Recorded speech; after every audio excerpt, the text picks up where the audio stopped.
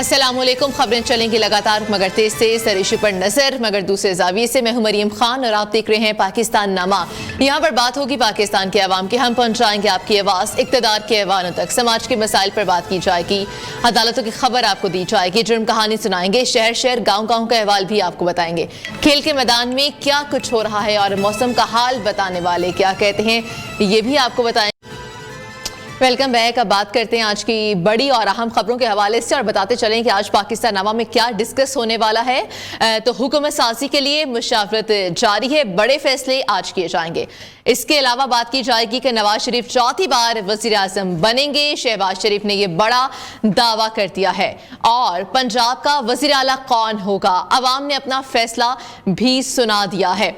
बात कर ली जाए हुकूमत साजी के लिए नंबर गेम पूरी करने का चैलेंज। सियासी रहनुमाओं के शहर इक़्तिदार में डेरे, मेल मुलाकातों और मुशावरत का अमल जारी है। नवाज शरीफ चौथी बार वज़ीर आज़म बनेंगे। शहबाज शरीफ का दावा है। पीपल्स पार्टी के रहनुमा खुर्शीद शाह का नवाज शरीफ को इखलाकन वज़ीर आज़म के ओहदे का उम्मीदवार न बनने का मशवरा सामने आ गया।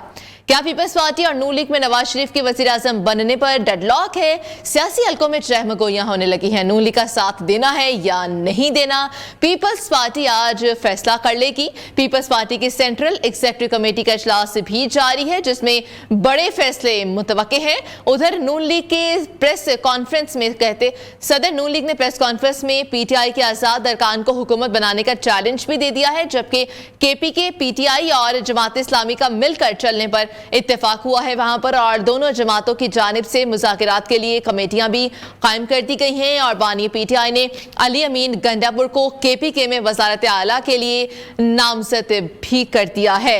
तो आपको बताते चलें कि हुकूमत साजी के लिए नंबर गेम पूरी करने का चैलेंज दिया गया है। और शहबाज शरीफ की जानिब से ये भी कहा गया है कि अगर आज़ाद उम्मीदवार हुकूमत बनाना चाहें तो वो बना सकते हैं, हम अपोजिशन में बैठने के लिए तैयार हैं। और पीपल्स पार्टी के खुर्शीद शाह की जानिब से नवाज शरीफ को मशवरा कहा कि वज़ीर आज़म का उम्मीदवार ना बना जाए, ये मशवरा दिया गया है। लेकिन शहबाज शरीफ की जानिब से ये कहा गया है कि नवाज शरीफ चौथी बार वज़ीर आज़म बनेंगे, ये कहा गया है शहबाज शरीफ की जानिब से। तो हुकूमत साजी के लिए नंबर गेम पूरी करने का चैलेंज है तमाम जमातों के लिए। आज़ाद उम्मीदवार एक तरफ ये कहते हैं कि हम पीपल्स पार्टी, नून लीग और एमकेएम से रब्ता नहीं करेंगे, और दूसरी जानिब पीपल्स पार्टी और नून लीग में डेडलॉक शायद बरकरार है। मेल मुलाकातों का सिलसिला भी जारी है।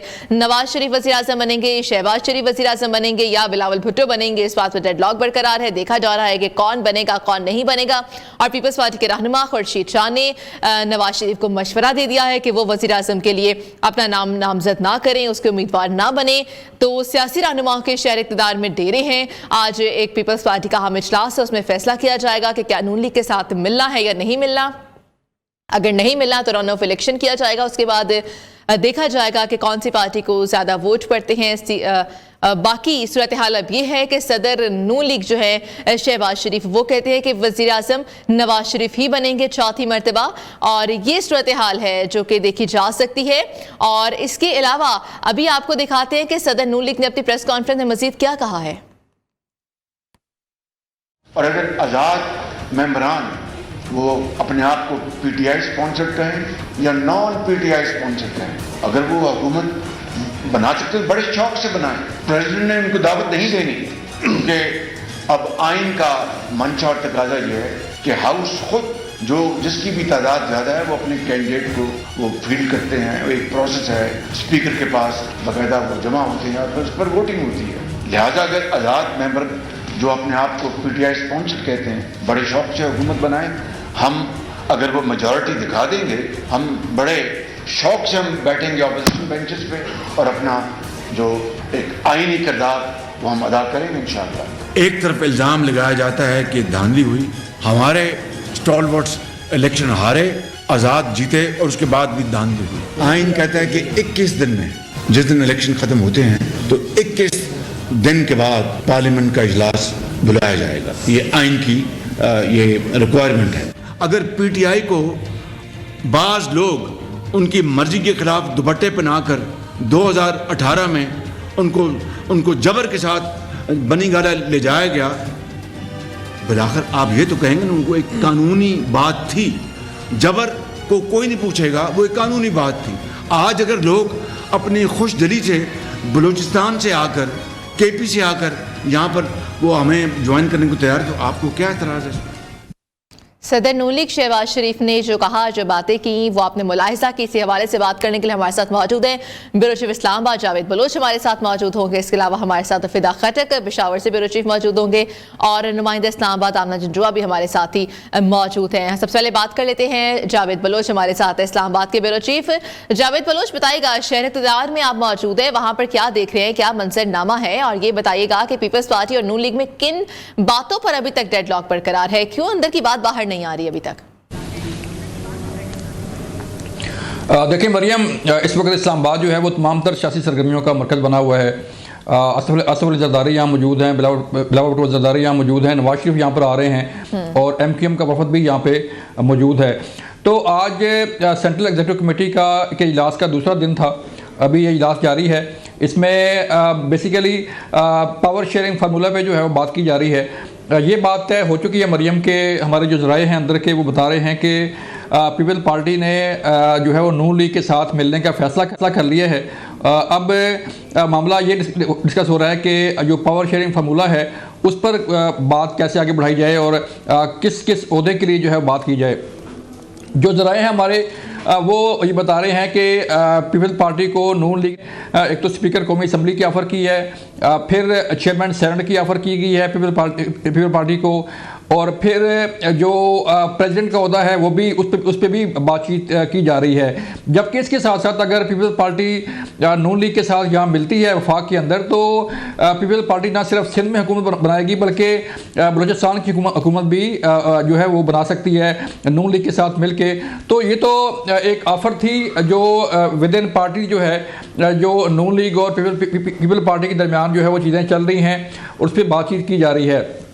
लेकिन इसके साथ साथ पीपल्स पार्टी कुछ एक्स्ट्रा डिमांड भी कर रही है और वो ये चाह रही है कि उन्हें मज़ीद जो है वो चीज़ें दी जाएँ वजारतों के हवाले से, पंजाब में वजारतों के हवाले से, पंजाब में स्पीकर के ओहदे के हवाले से, और जो बाकी चीज़ें हैं वो जो है वो डिस्कस की जा रही हैं। तो इस पर अभी जो है वो पीपल्स पार्टी अपना ऐलान करेगी कि वो किस हद तक तैयार है और किस तरह जो है वो चाह रही है, क्योंकि इसमें दो राय नहीं है मरियम के जो भी हुकूमत बनेगी उसमें पीपल्स पार्टी का मर्कजी आपने तमाम सूरत हाल हमें बताई, वहां पर कैसे क्या क्या चल रहा है और किन किन बातों पर डेडलॉक बरकरार है। आमना जंजुआ इस्लामाबाद से नुमाइंदा हमारे साथ मौजूद है, उनसे भी जान लेते हैं। आमना, बताइएगा पीपल्स पार्टी के इजलास की अंदरूनी कहानी क्या है, किन बातों पर गौर किया जा रहा है, और क्या पीपल्स पार्टी राजी है नून लीग के साथ हुकूमत बनाने पर? मखलूत हुकूमत की तरफ देख रही हैं आप?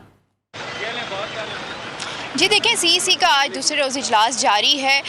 कल की अगर सूरत हाल आपको बताएं तो कल तक जो पीपल्स पार्टी का एक बड़ा ग्रुप है उसने यही कहा था अक्सरियत ने कि हमें जो है अपोजिशन बेंचेस पर बैठना चाहिए, क्योंकि PDM गवर्नमेंट के बाद जो है हमने आम इंतखाबात में देखा है पंजाब और KPK में ख़ास तौर पर कि वहाँ पर असरअंदाज हुआ है वो हमारा फ़ैसला इंतखाबात पर। तो अब हमें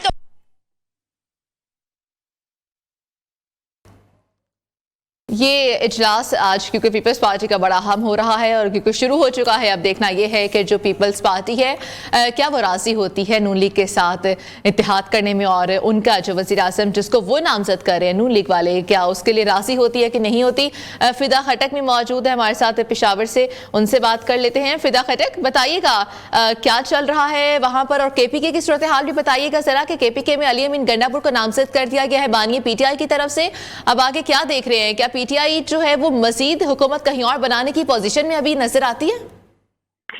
देखें जी, बिल्कुल ये खबरें आ रही हैं कि अली अमीन गंडापुर को KPK का नेक्स्ट वज़ीर आला जो है वो बानी PTI ने नामजद कर दिया है। इससे पहले साबिक स्पीकर जो थे KP असम्बली के मुश्ताक अहमद गनी, उनको काफ़ी फेवरेट करार दिया जा रहा था, क्योंकि पार्टी में उनकी काफ़ी शराफत की वजह से पार्टी में उनकी काफ़ी इज्जत की जाती है।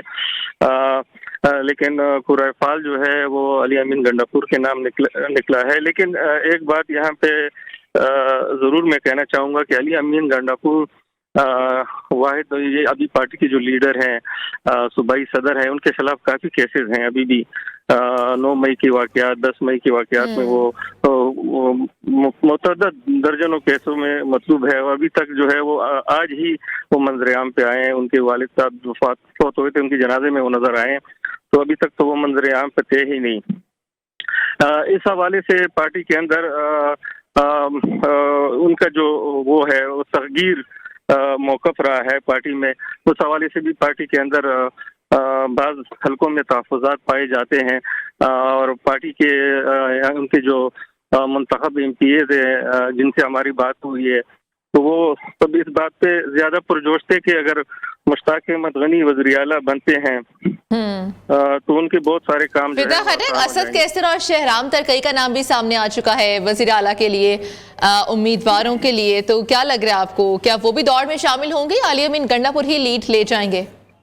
देखें, शहराम तरकई हो गए, आतिफ खान हो गए, ये इनके अलग एक बड़ा ग्रुप रहा है पार्टी में और ये जब से पार्टी 2013 में इक़्तिदार में आई है सूबे में तो इनका एक अलग दड़ा रहा है जिसमें 25-30 MPAs उनकी ग्रुप में होते हैं। जहाँ तक असद कैसर का ताल्लुक, असद कैसर तो खुद सूबाई असम्बली के मेंबर नहीं है, उनके भाई हैं और ये कहा जा रहा है कि उन्होंने अपने भाई को CM बनाने के लिए काफ़ी लॉबिंग की है, लेकिन अभी जो खबरें आ रही हैं यही है कि अली अमीन गंडापुर को जो बानी PTI ने उन्होंने CM नामजद कर दिया है। ठीक है, अभी तक मतलब यही बातें सामने आ रही हैं। ठीक है, बहुत शुक्रिया फिदा खटक, आप पेशावर से हमें अपडेट कर रहे थे। इसके अलावा ब्यूरो इस्लामाबाद जावेद बलोच हमारे साथ थे और नुमाइंदा इस्लामाबाद आमना जंजुआ भी हमें तमाम तर सूरत हाल के हवाले से अपडेट कर रही थी। जमात इस्लामी और PTI के माबैन हुकूमत साजी के लिए राब्ता हुआ है। नायब अमीर जमात इस्लामी लियाकत बलोच ने कहा कि ताहाल कोई हतमी फैसला नहीं हुआ, अलबत्ता PTI के आज़ाद उम्मीदवार अवामी मैंडेट रखते हैं, इसके तहफ़्फ़ुज़ के लिए जमात इस्लामी के प्लेटफॉर्म की ज़रूरत पड़ी तो खुशामदीद कहेंगे। मज़ीद तफसीलात जावेद नूर से हम जानते हैं। जावेद नूर, बताइएगा, जमात इस्लामी से राब्ता किया गया है, जमात इस्लामी के पास इस वक्त नेशनल असम्बली की तो कोई सीट भी मौजूद नहीं है, क्या उसके बावजूद इसके अंदर मिल सकते हैं या उसका इत्तेहाद कर सकती है PTI? बताइएगा। जमात इस्लामी ने इस मरतबा बलूचिस्तान में भी सीट हासिल की है, इसलिए और सूबाई सतह पर उनके पास कुछ नशिस्तें हैं। इस वजह से पाकिस्तान तहरीक इंसाफ जहां हुकूमत साजी चाहती है, ख़ास तौर पे अगर मरकज़ में हुकूमत बनाने की कोशिश करती है या फिर खैबर पख्तूनख्वा में, तो उसे ये जो हिमायत है ये फ़ायदा देगी। तो इस हवाले से अब राब्तों का सिलसिला जारी है और पाकिस्तान तहरीक इंसाफ की जानिब से बाकायदा राब्ते की तस्दीक की है लियाकत बलोच नायब अमीर जमात इस्लामी ने, और उन्होंने कहा है कि ताहाल कोई हतमी फैसला नहीं हुआ, ताहम मुशावरत का सिलसिला जारी है, मुलाकातें हो रही हैं और एक दूसरे की राय जो है जानी जा रही है। और उन्होंने कहा कि PTI के जो आज़ाद उम्मीदवार हैं अवामी मैंडेट रखते हैं और उसके तहफ़्फ़ुज़ के लिए जमात इस्लामी के प्लेटफार्म की ज़रूरत पड़ी तो उन्हें खुशामदीद कहेंगे और अवामी मैंडेट के एहतराम से अगर ज़रूरत पड़ी तो जमात इस्लामी जो है वो साथ देगी।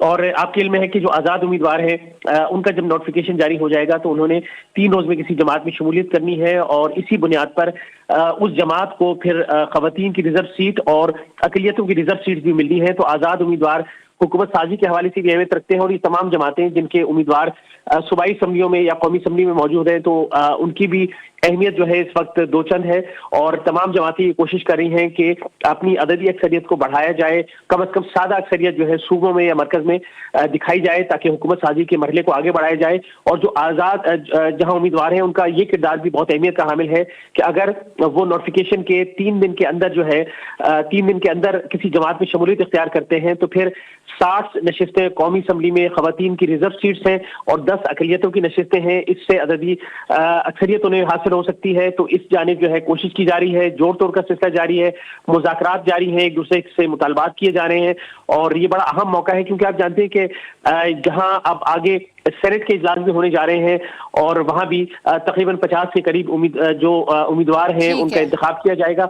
और इसके अलावा ठीक है जावेद बलोच, जावेद नूर, बहुत शुक्रिया, आपने तफसीलन हमें अपडेट किया।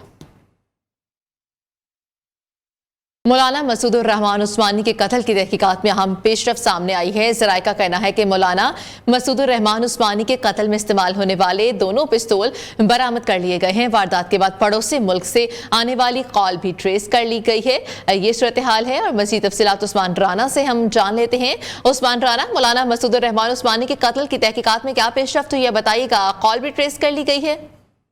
जी बिल्कुल, मौलाना मसूद रहमान उस्मानी जो है उनके कत्ल की तहकीकात में अहम पेशरफ्त हुई है। ज़राए के मुताबिक मौलाना के कत्ल में इस्तेमाल होने वाले 2 पिस्टल जो हैं वो बरामद किए गए हैं, जबकि वारदात में इस्तेमाल होने वाले दोनों मोटरसाइकिल जो हैं वो पहले ही बरामद कर लिए गए हैं। ज़राए का ये भी कहना है कि वारदात के बाद पड़ोसी मुल्क से आने वाली कॉल जो है वो भी ट्रेस की गई थी, जिसमें यह हदायत दी जा रही थी कि मुल्क छोड़कर हमसाया मुल्क में निकलने की हदायत थी।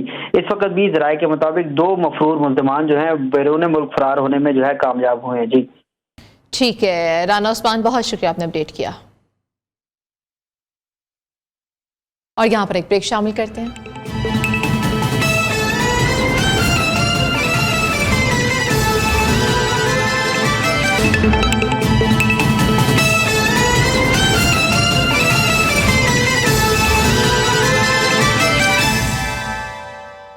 हम खबर शामिल करते हैं। पीटीआई का विफाक और पंजाब में एमडब्ल्यूएम के साथ हुकूमत बनाने का फैसला। तर्जुमान पीटीआई रऊफ हसन ने कहा कि बानी पीटीआई ने विफाक और पंजाब में एमडब्ल्यूएम के साथ हुकूमत बनाने की मंजूरी दी है। पीटीआई खैबर पख्तूनख्वा में जमात इस्लामी के साथ मिलकर हुकूमत बनाएगी। बानी पीटीआई ने आपको बताते चले कि केपी में जमात इस्लामी के साथ मिलकर हुकूमत बनाने की मंजूरी दी है। पीटीआई का विफाक और पंजाब में एमडब्ल्यूएम के साथ हुकूमत बनाने का फैसला सामने आ चुका है। तर्जुमान पीटीआई रऊफ हसन ने कहा कि बानी पीटीआई ने विफाक और पंजाब में एमडब्ल्यूएम के साथ हुकूमत बनाने की मंजूरी दी है। पीटीआई खैबर पख्तूनख्वा में जमात इस्लामी के साथ मिलकर हुकूमत बनाएगी। बानी पीटीआई के केपी में जमात इस्लामी के साथ मिलकर हुकूमत बनाने की मंजूरी दी है। और ये बातें जो है ये गर्दिश कर रही हैं और अभी जो बात सामने आई है कि बानी पीटीआई की जानिब से विफाक में और पंजाब में मजलिस वादतुल मुस्लिमीन के साथ एमडब्ल्यूएम इस जमात के साथ मिलकर हुकूमत बनाने की तजवीज़ दी गई है और ये कहा गया है कि इसके साथ ही हुकूमत बनाई जाएगी। पीटीआई का पंजाब और विफाक से एमडब्ल्यूएम के साथ हुकूमत बनाने पर इत्तेफाक हुआ है। बात कर लेते हैं कि पर्सन फवाद अहमद हमारे साथ मौजूद हैं। फवाद साहब, पीटीआई ने फैसला किया एमडब्ल्यूएम के साथ मिलकर हुकूमत बनाएगी विफाक में और पंजाब में, क्या कहेंगे इस पर आप? देखिए जी, पाकिस्तान तहरीक इंसाफ के पास बहुत महदूद ऑप्शन थे। उसमें से एक ऑप्शन जो इस सारे इलेक्शन से कबल भी जिसकी बाज़गश्त सुनाई दे रही थी वो एमडब्ल्यूएम के साथ ही इत्तेहाद का था। इस वक्त पीटीआई के पास इसलिए कम ऑप्शन थे कि जमात इस्लामी कौमी असम्बली के अंदर नहीं पहुंच सकी, उसकी कोई सीट नहीं है, लिहाजा वहां उनके साथ इत्तेहाद थोड़ा सा मुश्किल था। अलबत्ता केपीके के अंदर जमात इस्लामी के साथ तहरीक इंसाफ जाएगी। पंजाब में क्योंकि मजलिस वादतुल मुस्लिमीन की एक सीट है और नेशनल असेंबली के अंदर मजलिस वादतुल मुस्लिमीन की सीट की वजह से तहरीक इंसाफ के पास इसके अलावा ऑप्शन कोई मौजूद नहीं था। लेकिन अब दूसरी जानिब सूरत हाल ये है कि तहरीक वादतुल मुस्लिमीन हो, इसके बहुत सारे मामलात ऐसे चीज़ों से जुड़े हुए हैं कि जिसमें रियासत के खिलाफ इनके बहुत सारे इल्ज़ामात हैं। रियासत की इनकी तरफ से दहशत गर्दी के कुछ इल्ज़ामात इनके ऊपर है। जाहिर है कि अदालतों ने साबित करने हैं, लेकिन पाकिस्तान तहरीक इंसाफ ने जिस ऑप्शन का इंतखाब किया है वो आर्जी तौर पर तो मुमकिन है कि पाकिस्तान तहरीक इंसाफ के लिए एक सियासी तौर पर कोई लाएअमल की सूरत में सामने आए, लेकिन इसका मुस्तकिल बुनियादों के ऊपर और देर पा असर पाकिस्तान तहरीक इंसाफ को नुकसान की सूरत में ही नजर आना है। ये इत्तेहाद बंद तो जाएगा, लेकिन साझे की अंडिया है कब चौराहे पर टूटेगी कुछ इसके हवाले से कहा नहीं जा सकता। तो अब देखना होगा। पाकिस्तान तहरीक इंसाफ जाहिर है कि अपने कार्ड खेल रही है और ये कोई कार्ड ऐसे नहीं है कि जो बहुत छुपे हुए हों, ये पूरे पाकिस्तान को पहले से इल्म था और चूंकि इन कार्डों की तादाद ही 2 या 1 थी। तो देखें आने वाले वक्तों में क्या होता है, लेकिन इस वक्त तक तो पाकिस्तान तहरीक इंसाफ ने अपने पास दस्तयाब जो एक ओनली ऑप्शन था, वन ऑप्शन था, उसको जो है वो अडॉप्ट कर लिया। जी तो फवाद अहमद साहब, विफाक में एमडब्ल्यूएम के साथ हुकूमत बनाने की पोजीशन में है क्या पीटीआई? अगर वो साथ मिल जाती है, क्या तब भी इनकी नंबर गेम क्या पूरी हो जाएगी या फिर किसी और जमात को भी साथ मिलना पड़ेगा? देखिए जी, आज शहबाज शरीफ साहब ने भी प्रेस कॉन्फ्रेंस की, उन्होंने भी कहा कि अगर आज़ाद उम्मीदवार जो पाकिस्तान तहरीक इंसाफ की हिमायत याफ्ता हैं वो हुकूमत साजी करना चाहते हैं तो हमें कोई एतराज़ नहीं है। नंबर गेम्स की जहाँ तक बात की जाए तो मेरा ख्याल है कि पाकिस्तान तहरीक इंसाफ इतना आसान उसके लिए नहीं होगा कि अपने मौजूदा नंबर्स के साथ हुकूमत साजी की तरफ चले जाए। जाहिर है कि उसको MQM या किसी और पार्टी की जरूरत होगी कि जो उसके साथ नंबर्स पूरा करने का सबब बन सके। लेकिन अगर देखा जाए तो पाकिस्तान तहरीक इंसाफ के जो उम्मीदवार जो थे और जो अब कामयाब हो चुके हैं, जिसमें लतीफ खोसा साहब का तस्करा किया जाए या और लोगों का तस्करा किया जाए, वो ये दावा करते फिर रहे हैं कि पाकिस्तान तहरीक इंसाफ के पास नंबर्स मौजूद हैं। तो ये कोई बहुत लंबा गेम नहीं है। पाकिस्तान तहरीक इंसाफ अपनी चाल जरूर चलेगी। अब एक आप ये कहें कि कॉन्टेस्ट मौजूद होगा, लेकिन साथ साथ इस कॉन्टेस्ट की मौजूदगी का मतलब यह है कि पाकिस्तान मुस्लिम लीग नून और पीपल्स पार्टी को भी सोचना होगा कि वो अपने मामलात को आपस में अब तय कर लें, तभी हुकूमत साजी की तरफ वो बआसानी जा सकेंगे। उनके लिए एक मजबूत अपोजिशन मौजूद होगी अगर वो हुकूमत साजी करते हैं, और ऐन मुमकिन है कि पाकिस्तान तहरीक इंसाफ कामयाब हो जाए हुकूमत बनाने के अंदर।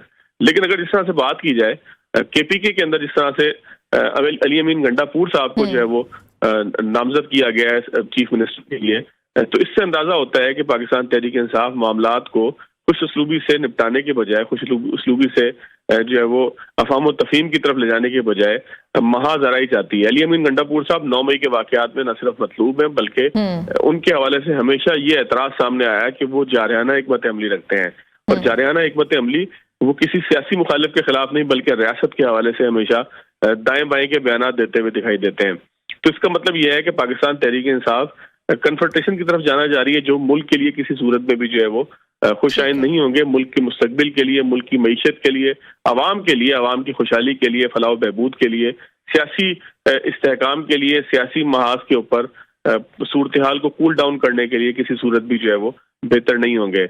बाकी बहरहाल अब देखना होगा कि कौमी असम्बली की जिन नशिस्तों का रऊफ हसन साहब दावा कर रहे हैं, ये कितनी देर जो है वो पाकिस्तान तहरीक इंसाफ के साथ इंटैक्ट रहती हैं, और अगर ये इंटैक्ट नहीं रहती हैं, एन मौके पे हुकूमत साजी के हवाले से वोट जो है वो पाकिस्तान तहरीक इंसाफ नहीं ले पाती, तो बहरहाल मुल्क एक नई दौर की तरफ चला जाएगा कि जिसके अंदर जो है वो एक क्योस क्रिएट होगा।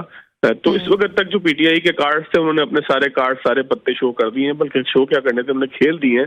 अब देखना होगा कि आने वाले वक्तों में इस तमाम चीजों को इनके सियासी मुखालिफिन किस तरीके से वेलकम करते हैं। लेकिन अगर एक मरतबा फिर इस बात का इयादा किया जाए, जो नाम KPK के अंदर सामने आया है पाकिस्तान तहरीक इंसाफ का, वो वाज़ेह तौर पर ये बताता है कि पाकिस्तान तहरीक इंसाफ मुल्क के मामलात को हल करने के बजाय सियासी कशमकश को मजीद तूल देना चाहती है, सियासी कशमकश को मजीद जो है वो बढ़ाना चाहती है। जी ठीक है, बहुत शुक्रिया। एंकर पर्सन फवाद अहमद हमारे साथ मौजूद है, अपनी कीमती राय हमें दे रहे थे। यहाँ पर एक ब्रेक शामिल करते हैं।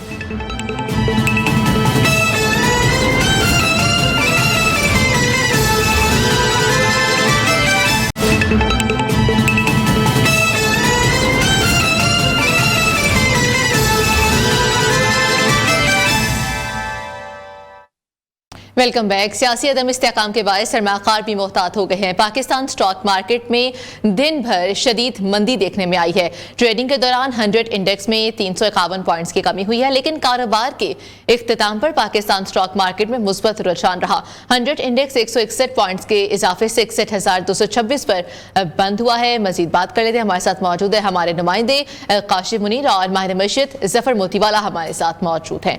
रुक करते अपने नुमाइंदे का, उससे पहले हम डिटेल्स ले लेते हैं, फिर उसके बाद माहिर मईशत की जानिब भी बढ़ेंगे। काशिफ, आप बताइएगा कि पाकिस्तान स्टॉक मार्केट में दिन भर कारोबार आज कैसा रहा, अहवाल बताइएगा सारा। जी, पाकिस्तान स्टॉक मार्केट में आज काफ़ी ड्रामाई दिन रहा। अगर हम स्टॉक मार्केट की सूरत हाल का पूरे दिन का जायज़ा लें तो जो सुबह का वक्त था वो सरमायाकारों के लिए काफ़ी भारी रहा। स्टॉक मार्केट के अंदर सूरत हाल ये रही कि दिन का आगाज़ मनफी जोन में हुआ और मार्केट देखते ही देखते जो है तकरीबन 1400-1500 पॉइंट के करीब जो है मार्केट ने जो है वो नेगेटिव जोन देखा। ताहम दिन के अख्ताम पर जो है मार्केट ने जो है वो रिकवर किया और 161 पॉइंट इजाफे से मार्केट जो है वो 61,226 पर जो है वो बंद हुई। इलेक्शन के बाद की अगर सूरत हाल देखें तो जुम्मे के रोज़ मार्केट में तकरीबन 1800 पॉइंट्स की कमी हुई, पीर के रोज़ यानी गुज़श्ता रोज़ 1200 पॉइंट्स की कमी हुई। अगर आज दिन का सूरत हाल देखें तो अगर उसमें 1400-1500 पॉइंट इजाफी करें तो तकरीबन 4-4,500 पॉइंट जो है वो सरमायाकारों के लिए जो है परेशान कुन सूरत हाल रही। हम दिन का जो अख्ताम है वो अच्छा रहा और 161 पॉइंट इजाफे से मार्केट ने जो है वो रिकवर कर लिया। जो स्टॉक माहिर है उनका कहना ये है कि जब तक हुकूमत बनने का अमल मुकम्मल नहीं होता मार्केट के अंदर प्रेशर रहेगा। आज मजमूई तौर पर तकरीबन 43 करोड़ शेयर्स का लेन देन हुआ, जिसकी मालियत 14 अरब रुपए मालियत से ज़्यादा बनती है। जो मार्केट सरमायाकार हैं उनका यही कहना है कि जब तक मार्केट के अंदर हुकूमती यानी जानिब से जब तक हुकूमत बनने का अमल मुकम्मल नहीं होता सरमायाकार मोहतात ही नज़र आ रहे हैं। आज की जो एंड की रिकवरी है उसको मार्केट का जो है वो ट्रेंड नहीं कहा जा सकता, लेकिन मार्केट में जो सरमायाकार है उनकी जानिब से अभी भी एहतियात। हमारे साथ ही मौजूद रहेगा। अभी जफर मोतीवाला का रुख करते हैं, माहिर मईशत वो भी साथ मौजूद है। मोतीवाला साहब, गुज़श्ता रोज़ से पाकिस्तान स्टॉक मार्केट का इख्तिताम मनफी जोन पर हुआ था, आज भी दिन में मंदी देखने में आई है, क्या ये सियासी अदम इस्तेहकाम के बाइस है? देखिए, कुछ सियासी जो कंफ्यूजन है उसका तो है ही इफेक्ट।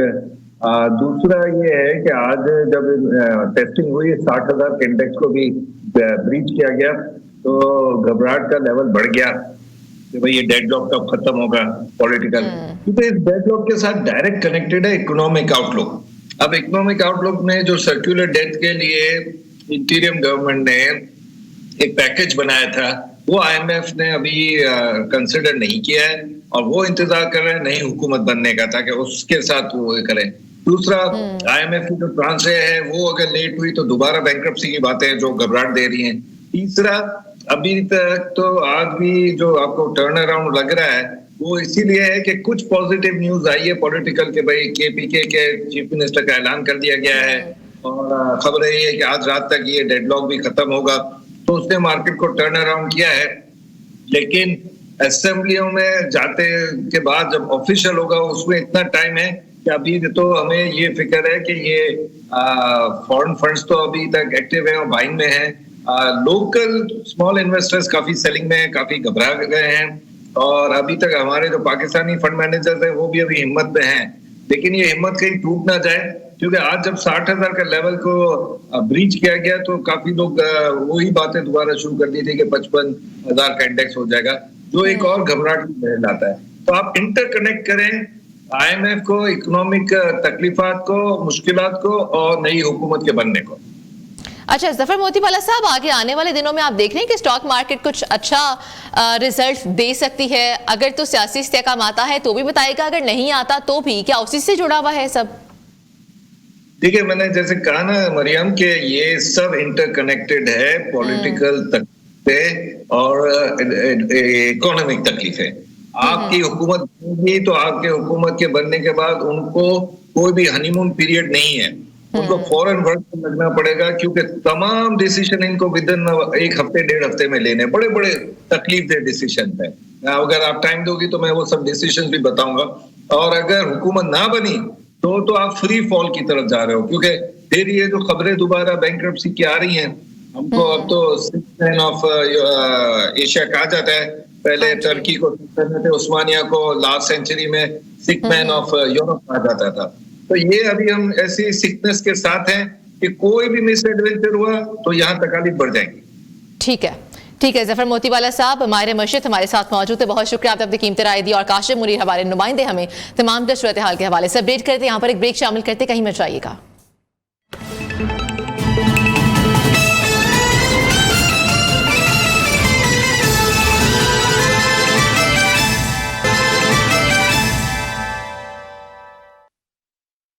फैसलाबाद में अगवाकार गैंग मुतहरिक हो गया। थाना खुला मोहम्मदाबाद की हदूद से एक ही रोज में 3 तालिबात पर पुरस्कार तौर पर लापता हो गई हैं। लापता होने वाली तालिबात में 2 सगी बहनें भी शामिल हैं। फर्स्ट ईयर की तलबा उमानिया कवल के चचा की मुद्दत में मुकदमा दर्ज कर लिया गया है। पुलिस ने अगवा का मुकदमा दर्ज करके तालिबात की तलाश का शुरू कर दी है, आगाज कर दिया गया है। बात कर लेते हैं फैसलाबाद से नुमाइंदा न्यूज जवेरिया नजीर। जवेरिया, ये लापता होने वाली जो 2 बहनें हैं उनके हवाले से बताइएगा, ये कौन सा गैंग है, कोई इनकी तफसीलात सामने आई है?